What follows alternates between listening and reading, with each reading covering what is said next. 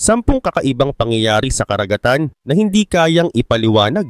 Ang karagatan ay isang malawak na anyong tubig na bumabalot sa mahigit 70% ng surface ng mundo na siyang pinakamalaking bahagi ng hydrosphere. Sa loob ng mahabang panahon ay nananatili itong misteryoso at puno ng hiwaga. Maraming mga mangingisda at siyentipiko ang nakaranas ng kakaibang mga pangyayari na hindi madaling ipaliwanag. Ano nga ba ang mga lihim na tinatago ng karagatan? Kung kaya't sa video na ito ay tutuklasin natin ang mga kakaibang phenomenon sa dagat. Pero bago tayo magsimula ay baka pwedeng paki-like at subscribe ng video na ito.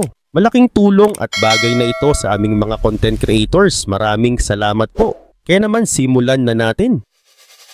Number 1. Milky Sea Phenomenon. Ang Milky Sea Phenomenon ay isang kakaibang pangyayari sa dagat. Sa gabi, ang malawak na bahagi ng karagatan ay biglang nagliliwanag. Parang may gatas na kumakalat sa tubig dahil sa liwanag nito. Tinawag itong Milky Sea dahil mukha itong malagatas na dagat. Ang liwanag na ito ay galing sa napakaraming maliliit na bakterya na kayang gumawa ng sariling ilaw. Ang tawag dito ay bioluminescence. Ibig sabihin ang mga bakterya ay naglalabas ng liwanag sa pamamagitan ng chemical reaction sa kanilang katawan. Hindi ito kumikislap tulad ng ibang mga hayop sa dagat na may liwanag. Sa halip, tuloy-tuloy ang kinang nito kaya mukhang pantay ang liwanag sa buong dagat. Matagal nang naiuulat ang Milky Sea Phenomenon. Noong 1864 ay isang kapitan ng barko ang nagkwento tungkol sa kakaibang liwanag sa dagat habang sila'y naglalayag. Nagliwanag ang buong paligid na parang natakpan ng liwanag ang karagatan. Dahil hindi nila alam ang dahilan nito ay natakot at namangha ang mga mandaragat. Inisip nila na isa itong misteryong hindi maipaliwanag. Dahil dito ay naging bahagi ito ng mga kwento at alamat ng mga mandaragat noong unang panahon. Kaugnay din nito, noong 1995 ay may malaking ulat tungkol sa Milky Sea sa baybayin ng Somalia. Ang barkong SS-5 ay nakaranas ng kakaibang tanawin sa dagat, parang malawak na patlang ng nyebe na kumikislap sa gabi. Nakumpirma ito ng satellite imagery. Ipinakita ng satellite na ang nagliliwanag na bahagi ng dagat ay kasing laki ng 15,000 square kilometers, na halos kasing laki ng estado ng Connecticut sa United States.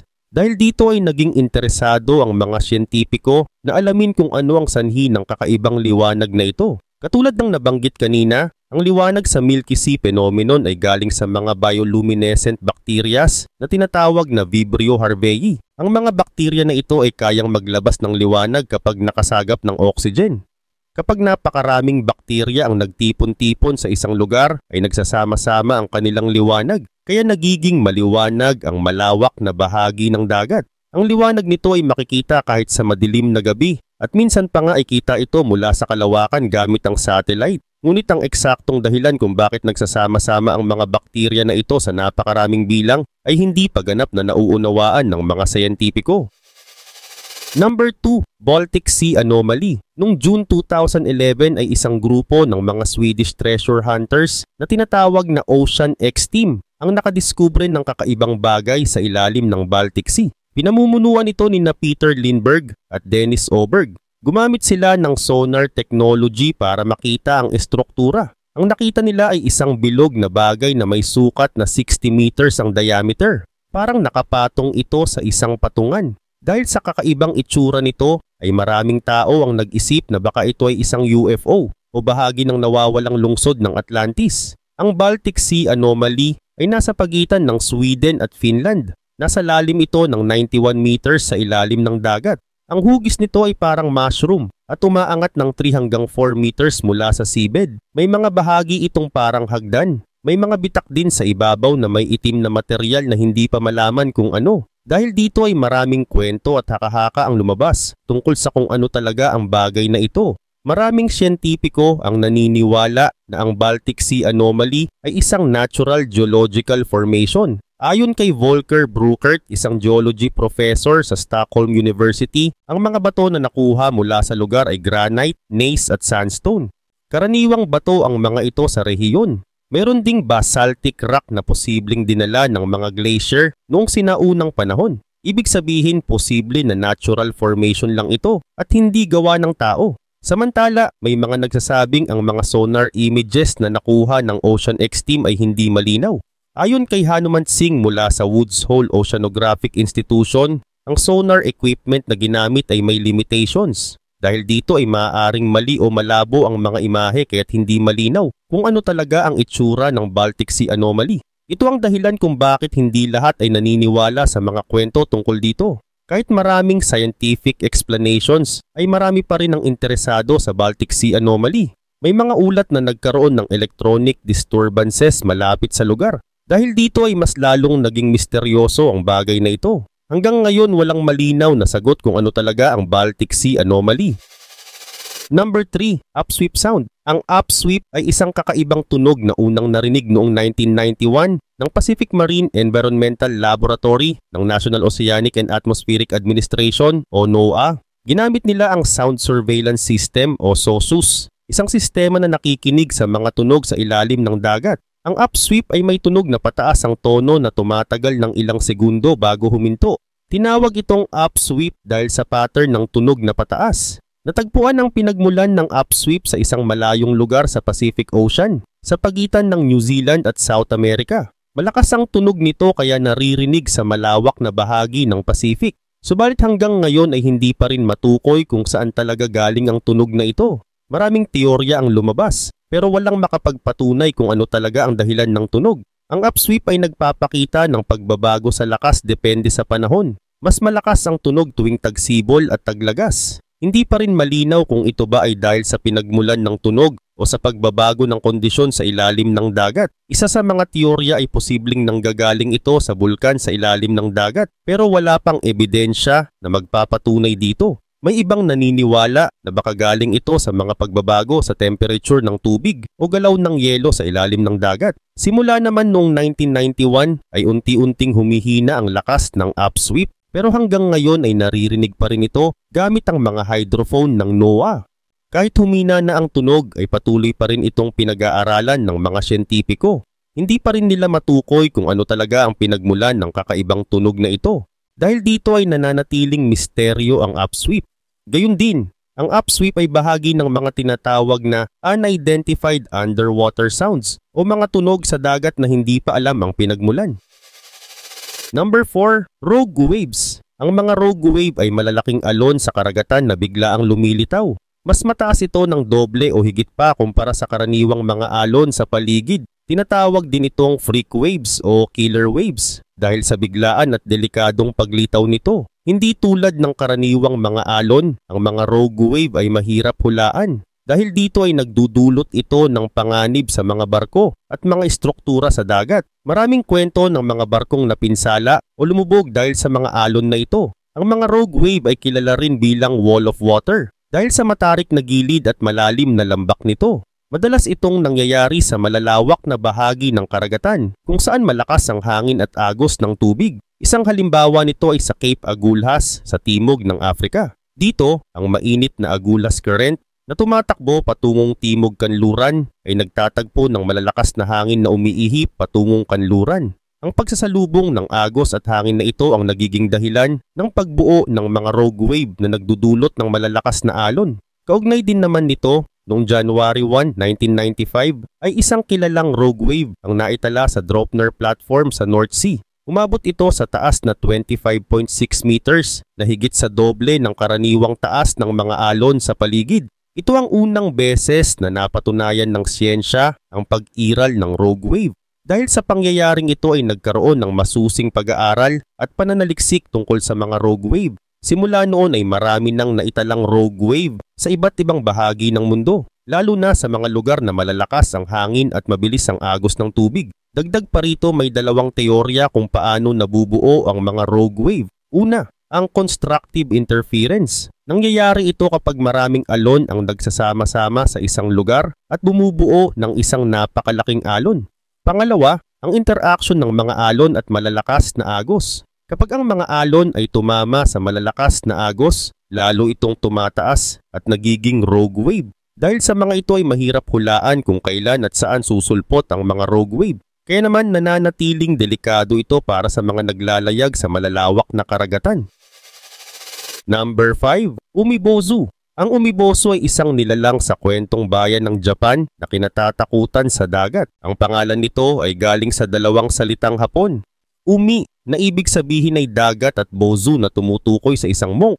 Tinawag itong umibozu dahil ang ulo nito ay bilog at makinis na parang ulo ng monk. Ayon sa mga kwento, bigla itong lumilitaw sa kalmadong dagat bilang isang malaking itim na anino. Wala itong malinaw na muka o katawan, pero kilala ito sa malaking ulo at higanting anyo. Kapag ito ay lumitaw, biglang lumalakas ang alon at hangin sa dagat na maaring magpalubog ng mga bangka. Maraming mandaragat ang natakot dahil kapag nakita mo ito ay malaki ang posibilidad na hindi ka na makabalik ng buhay sa pampang. Sinasabing humihingi ang umibozu ng timba o bariles sa mga sakay ng bangka. Kapag ibinigay ito ay gagamitin nito ang timba para punuin ng tubig ang bangka hanggang sa lumubog ito. Pero may paraan para makaligtas sa umibozu. Kailangang ibigay ang bariles na walang ilalim. Dahil walang ilalim ay hindi nito mapupuno ng tubig ang bangka at malilito ito. Habang nalilito ang umibozu ay may pagkakataon ng mga mandaragat na makatakas. Isa itong taktika na alam ng matatandang mangingisda para maligtasan ang nilalang na ito. Subalit ang pinagmulan ng umibozu ay hindi malinaw. May mga kwento na ito ay mga kaluluwa ng mga monks na nalunod sa dagat o mga espiritu na galit dahil walang nag-aalaga sa kanilang mga libingan. Ang iba naman ay naniniwalang ito ay galit ng dagat sa mga taong hindi marunong magbigay respeto sa kalikasan. Dahil hindi tiyak ang pinagmulan, naging misteryoso at nakakatakot ito para sa mga mangingisda noon pa man. Sa iba't ibang lugar sa Japan ay may iba't ibang version ng kwento tungkol sa umibozu. Sa Tohoku ay sinasabing lilitaw ang umibozu kapag hindi inalay ang unang huli sa mga Diyos ng dagat. Sa ibang lugar naman ay sinasabing nag-aanyong bata itong balot ng buhok na lumalapit sa mga bangka ng mangingisda. Iba-iba man ang version, iisa ang mensahe ng mga kwentong ito, mag-ingat sa dagat dahil hindi mo alam kung kailan lilitaw ang umibozu. Hanggang ngayon ang kwento ng umibozu ay kilala pa rin sa Japan. Number 6. Steaming Black Sea. Ang steaming Black Sea ay isang kakaibang pangyayari sa Black Sea kung saan parang may usok na lumalabas sa ibabaw ng tubig. Mukhang nakakatakot ito sa mga nakakakita pero may simpleng paliwanag dito. Nangyayari ito dahil sa pagkakaiba ng init ng tubig at lamig ng hangin. Kapag mainit ang tubig ng dagat at malamig ang hangin sa paligid, ay nagiging singaw ang init mula sa tubig at umaangat ito sa hangin. Ang singaw na ito ang nagmumukang usok sa ibabaw ng dagat. Ang tawag sa pangyayaring ito ay sea smoke o usok sa dagat.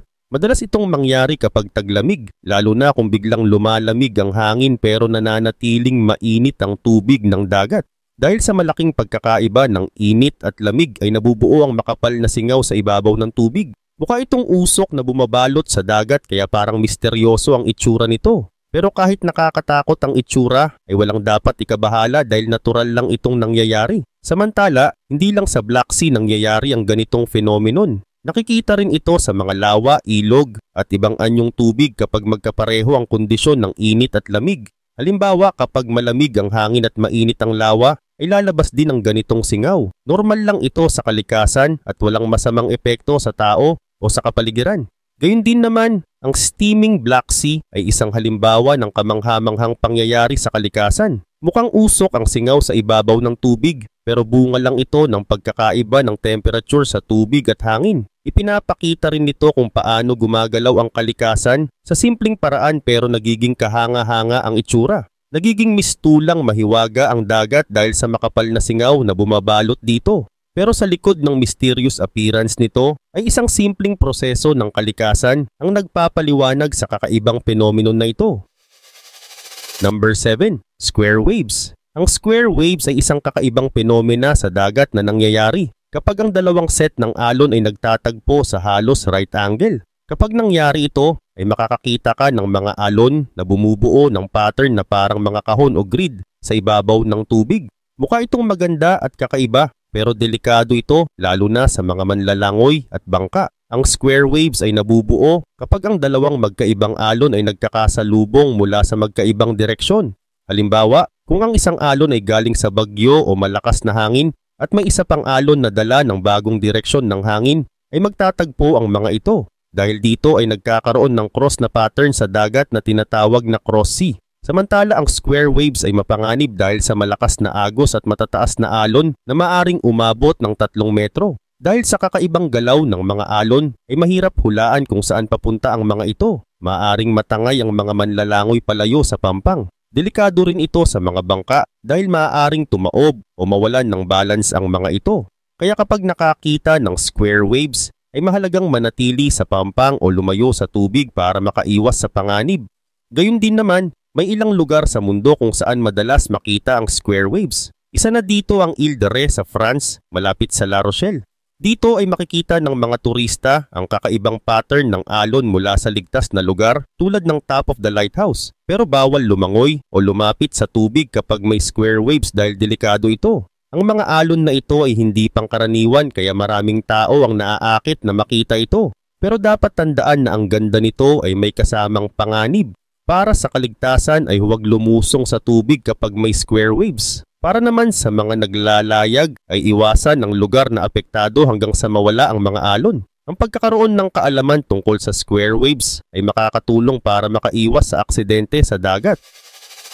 Number 8. The Devil's Sea, Dragon's Triangle. Ang Devil's Sea na tinatawag ding Dragon's Triangle ay nasa Pacific Ocean malapit sa timog ng Tokyo, Japan at silangan ng Pilipinas. Kilala ito sa mga kwento ng pagkawala ng mga barko at eroplano. Maraming kakaibang pangyayari sa lugar na ito na hindi maipaliwanag. Dahil dito ay naging kilala ito bilang isa sa mga nakakatakot na bahagi ng dagat. Samantala, noong 13th century ay sinubukan ni Kublai Khan, ang pinuno ng Mongol Empire, na sakupin ng Japan. Ginawa niya ito noong 1274 at 1281 AD. Pero sa parehong pagtatangka, ang kanyang mga barko ay sinalanta ng malalakas na bagyo sa lugar na ngayon ay tinatawag na Devil's Sea. Maraming mandirigma ang namatay at nabigo ang plano nilang pananakop. Dahil dito ay naniwala ang mga Japanese na ang mga bagyo ay isinugo ng mga Diyos para protektahan sila. Gayun din naman noong 1952 ay napansin ng gobyerno ng Japan na maraming barko ang nawawala sa lugar na ito. Nagpadala sila ng isang barko na tinatawag na Kayomaru No. 5 para alamin kung ano ang nangyayari. Pero nawala rin ang barkong ito at hindi na natagpuan.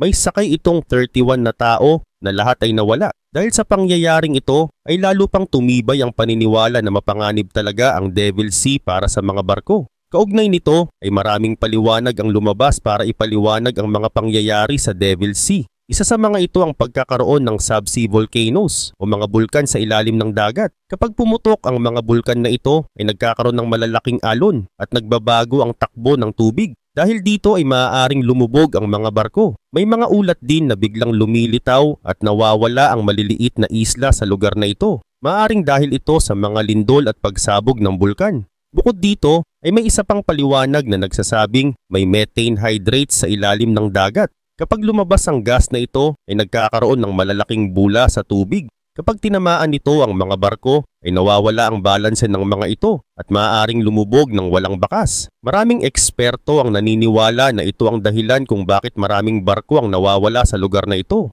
Ngunit kahit may mga scientific explanation ay nananatili pa ring misteryoso ang Devil's Sea. Maraming kwento ang lumaganap tungkol sa mga nawawalang barko, kakaibang nilalang at mga pangyayaring hindi maipaliwanag. Hanggang ngayon itinuturing ang Devil's Sea bilang isa sa mga pinakanakakatakot at misteryosong bahagi ng karagatan sa buong mundo.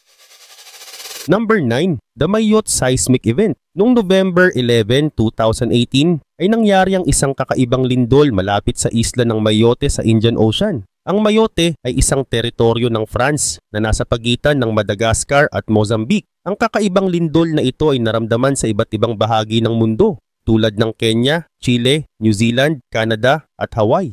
Kahit na malayo ang narating ng mga seismic wave ay walang tao ang nakaramdam ng pagyanig. Tumagal ang mga alon ng mahigit 20 minutes na hindi normal para sa isang lindol. Samantala, ang mga karaniwang lindol ay mayroong P waves at S waves na sinusundan ng surface waves. Pero ang nangyari sa Mayotte ay wala ni isang P o S wave. Sa halip ay nagkaroon ng long period surface wave na naglakbay sa buong mundo. Ang alon na ito ay parang malinis na sine-wave na hindi normal sa mga lindol na kadalasang may iba't ibang frequency. Dahil dito ay maraming eksperto ang nagtanong kung ano ang dahilan ng kakaibang kaganapang ito. Naging palaisipan din ito sa mga scientists dahil hindi nila agad maipaliwanag kung paano at bakit ito nangyari. Subalit bago pa mangyari ang kakaibang lindol na ito, ay nagkaroon na ng sunod-sunod na mga lindol sa Mayotte simula noong May 2018. Ang pinakamalakas sa mga ito ay ang lindol na may magnitude 5.8 noong May 15, 2018. Ito rin ang pinakamalakas na lindol na naitala sa rehiyon ng Comoros. Matapos ang serye ng mga lindol ay unti-unting humupa ang mga pagyanig hanggang sa maganap ang kakaibang kaganapan noong November.